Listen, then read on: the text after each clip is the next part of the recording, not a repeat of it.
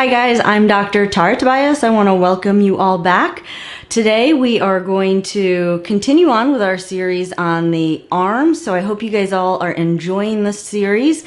Just to recap, in the last couple of videos we went over different ways to stretch the shoulder and stretch the arm. It's extremely important that you have the range of motion, meaning that the muscles are long enough to allow the movement to happen before you can really start active movement. If not, you're just gonna get frustrated because you're gonna have a lot of resistance.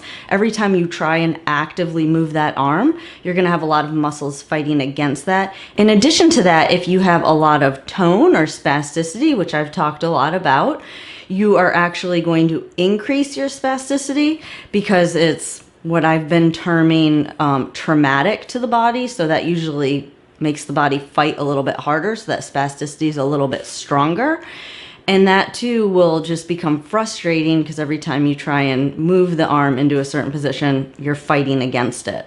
So I highly recommend, if you're just now joining us, that you go back and watch those two videos.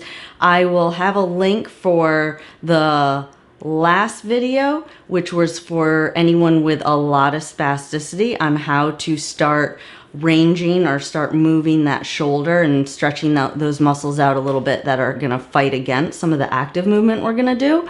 And I'll put a link for that right here. And so then in today's video, we're going to move from what is kind of more passive exercises, meaning the muscles aren't really being activated to make the movement occur, but you or someone else is helping the arm into that movement. Today we're going to start going into a more active phase. So the key thing is, when you start doing active movement, is to make it as easy as possible so that you can be successful. Remember, we're not building strength, we're building a connection. Okay, so strengthening, people think they just got to go and they got to work harder and harder and harder. And let me repeat, that's not what we're doing. We are building a connection, a new neural pathway, neuroplasticity. And I'll put a link again for that in the description below as to what neuroplasticity is. But we're trying to make a connection. So you want to be successful. Just like you would not throw algebra at a kindergartner, because they would most likely just give up. They wouldn't even try. It's very similar with the brain. If you fail over and over again, it does more harm than good for what we're trying to accomplish in the brain. The brain wants to learn the movement, so you've got to set yourself up for success. So all that being said, I bring the cane back out again. I know you guys love the cane. At least I love the cane, so I hope you guys love the cane. But we start with either gravity-assisted movement, meaning that you're using gravity to help make the movement happen, or we're taking gravity away, so gravity eliminated, meaning that you're not fighting against gravity. So that means usually working in this direction versus going up, which is against gravity.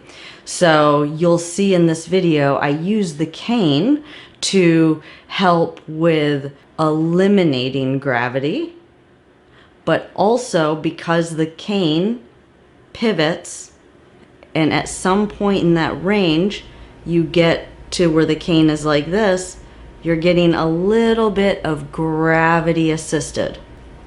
So as you move from passive range of motion and stretching, and you have a lot of spasticity, this is very important. The key thing you want to be telling yourself is not work harder when you don't see it move. It is relax. We have to inhibit all the muscles fighting the movement to activate the muscles to get the movement to happen.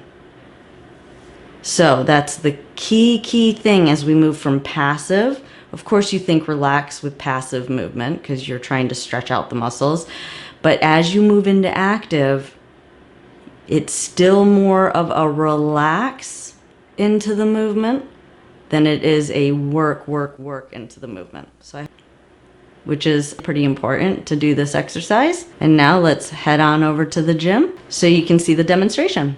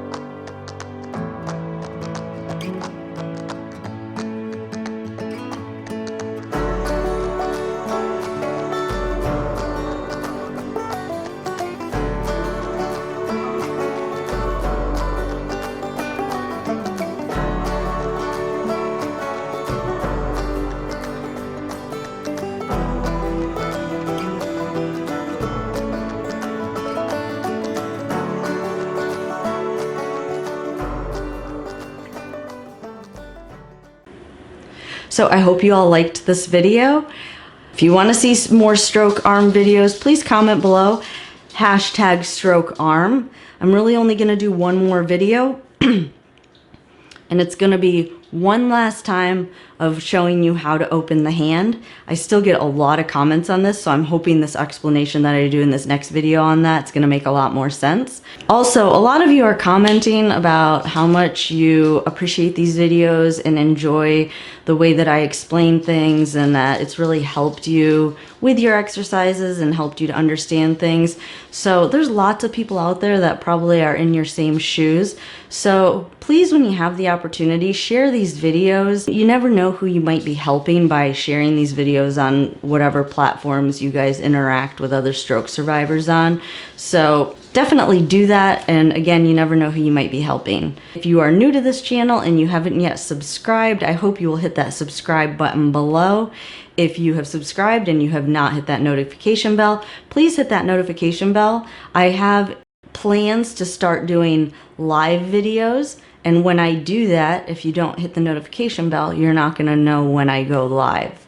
So please hit that notification bell. Again, as usual, have fun with this activity. Don't get frustrated. Be patient with yourself. I break it down into really small pieces. There's always a piece before that you could go back to if you get to one of these videos and it seems like it's too challenging. In this series, it would be to go back to the stretching. As always, please comment below. I love the comments. I love your questions. I love to be able to help you out the best that I can. Look for that hand opening video, which will be uploaded on Sunday. And I think that's it. So until next time, you guys all have a great evening.